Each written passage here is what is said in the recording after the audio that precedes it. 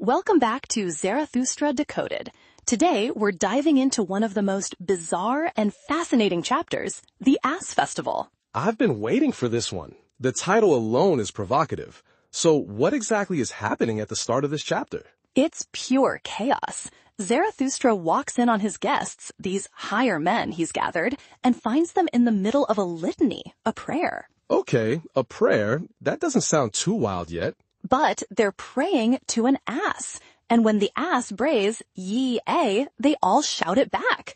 Zarathustra completely loses it. He loses it? How so? He springs into the middle of them, pulls them up from the ground, and shouts, "What are you about, ye grown-up children?" He's furious. He thinks they're being blasphemous, right? Or just incredibly foolish. Exactly. He says anyone else would think they were the worst blasphemers or the very foolishest old women with their new belief. And he singles people out, doesn't he? Who does he confront first? He goes right for the old pope. He asks him how he, of all people, can justify adoring an ass as if it were God. And the pope's response is fascinating. He basically says, "Forgive me, but I'm more enlightened than you in divine matters." It's an incredible claim, and his core argument is this: better to adore God so, in this form, than in no form at all. So, for the Pope, a tangible, even absurd object of worship is better than a purely abstract one, or none at all. Precisely. He even argues that the idea of God is a spirit was the biggest slide towards unbelief humanity ever made. Why would that be? You think making God a spirit would be more sophisticated. The Pope's logic is that an abstract, invisible spirit is too easy to dismiss. It has no form, no substance. It's a short step from an invisible spirit to no God at all. So the ass, in all its solid, stubborn reality, is a kind of anchor against that slide into nothingness. It's something to actually adore. Yes, he says his old heart leapeth and boundeth because there is still something to adore on earth. It's a very poignant line from a retired pope. Okay, so who's next in Zarathustra's line of fire? He turns to the Wanderer and Shadow, the character who prides himself on being a free spirit. And Zarathustra calls him out on the hypocrisy, right? A free spirit practicing idolatry? He does. He says you're acting worse here than you did with your bad brown girls, which is a callback to an earlier chapter. What's the Wanderer's excuse? He can't use the same logic as the Pope? He doesn't. He just says, "It is sad enough. You are right. But how can I help it? The old God liveth again, O Zarathustra." The old God is alive again. Who does he blame for that? He blames the ugliest man, saying he's the one who reawakened God. Then he adds a crucial line: with gods, death is always just a prejudice. Wow, so you can't ever really kill a god. The idea can always come back. The death of God is never final. That's the implication. The need for a god, the idea of a god, can always be resurrected, especially by those who feel they need it most, like the ugliest man. This is getting layered.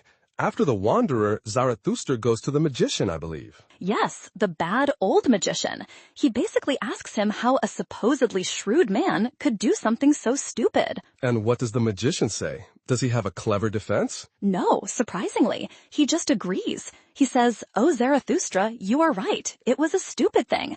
It was also repugnant to me." So he's the only one who just admits it was a bad idea without trying to justify it philosophically. Right, which then leads Zarathustra to the spiritually conscientious one. This is maybe the most complex argument of all. This is the one who's obsessed with intellectual cleanliness.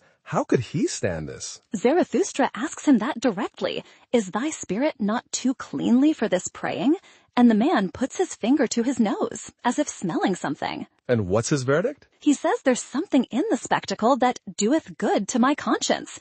He argues that while he may not be able to believe in God, this form is the most worthy of belief. The most believable form of God is an ass? I need you to unpack that for me. His logic is this. We're told God is eternal. Someone with that much time can afford to take their time. They can be as slow and as stupid as possible. So he's taking the attributes of the ass, slowness, stubbornness, stupidity, and seeing them as a logical extension of the idea of an eternal being. Exactly. An eternal being doesn't need to be flashy or quick-witted. It can just be. And in that slow, stupid persistence, it can go very far. And then he turns it back on Zarathustra himself, doesn't he? He does. It's a brilliant move. He says, "Thou thyself, verily, even thou couldst well become an ass through superabundance of wisdom." He's saying too much wisdom can become its own kind of folly. It can circle back to a form of sublime stupidity. And he finishes by saying, "Doth not the true sage willingly walk on the crookedest paths?" He uses Zarathustra's own teachings against him. Incredible. Okay, that leaves one last person to confront. The ugliest man, the one who supposedly started all of this. Yes, Zarathustra finds him on the ground, still giving wine to the ass. He notes that the man seems transformed. His eyes are glowing. So Zarathustra asks him point blank, "Did you reawaken him? And why?" He does. He asks why he brought God back after he was, for good reasons, killed and made away with. And the ugliest man's answer is not a philosophical justification at all. It's different. Completely different. He just says, "Oh, Zarathustra, you are a rogue." He doesn't directly answer the question about whether God is alive or dead. Instead, he quotes Zarathustra. What's the quote? He says, "One thing, however, do I know. From thyself did I learn it once. He who wanteth to kill most thoroughly laugheth." Ah, not by wrath, but by laughter doth one kill. So this whole festival, this ridiculous worship, it's a form of laughter? That's the big reveal. It's not a return to old faith. It's a new, more profound way of overcoming it. They are laughing the old, serious God to death by turning him into an absurdity. And this is the moment Zarathustra finally understands what's going on. Yes, he jumps back, astonished, and shouts, "O ye wags, all of you, ye buffoons, why do ye dissemble and disguise yourselves before me?" He sees that their hearts are convulsed with delight and wickedness because they've become like pious little children again, but as a joke. Exactly. They are play acting. So he tells them to leave his cave, this nursery, and cool down their hot child wantonness outside. Then there's that reference to the Bible. "Except ye become as little children, ye shall not enter into that kingdom of heaven." He points to the sky when he says it, but then he immediately subverts it. He says, "But we do not at all want to enter into the kingdom of heaven. We have become men, so we want the kingdom of earth." So their childishness isn't about reaching heaven. It's a tool they're using as grown men to claim the earth. Perfectly put. And this is where Zarathustra's tone shifts completely. He's no longer angry. He's delighted. He sees this as a sign of progress, of recovery. Yes, he calls them his new friends and says how well they please him now that they've become joyful again. He says for flowers like them, new festivals are required. And the Ass Festival is the model for these new festivals. It is. He calls for a little valiant nonsense, some divine service and ass festival, some old joyful Zarathustra fool.